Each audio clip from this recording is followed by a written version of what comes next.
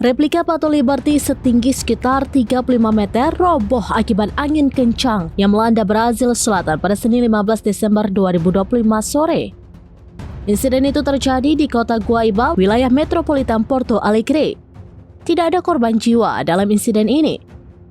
Patung yang berdiri di area parkir Megastore milik jaringan retail Havan tersebut ambruk setelah diterpa hembusan angin dengan kecepatan lebih dari 90 km per jam. Video kejadian yang beredar luas di media sosial memperlihatkan struktur patung perlahan miring sebelum akhirnya roboh ke area parkir yang saat itu kosong. Wali Kota Guaíba, Marcelo Maranata, mengkonfirmasi bahwa angin ekstrim menjadi penyebab utama runtuhnya replika tersebut.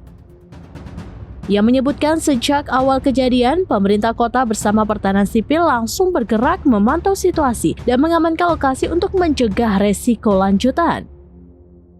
Menurut keterangan perusahaan, hanya bagian atas patung setinggi sekitar 24 meter yang runtuh, sementara ala setinggi 11 meter tetap kokoh. Area sekitar langsung diisolasi sesuai dengan protokol keselamatan dan pembersihan puing dimulai beberapa jam setelah kejadian tanpa mengganggu operasional toko. Dinas Pertahanan Sipil sebelumnya telah mengeluarkan peringatan siaga merah untuk wilayah Rio Grande do Sul untuk menyusul perakiraan badai dengan angin kencang. Warga diminta tetap berada di dalam rumah, menghindari area terbuka, serta waspada terhadap pohon, tiang, dan bangunan tinggi yang berpotensi roboh.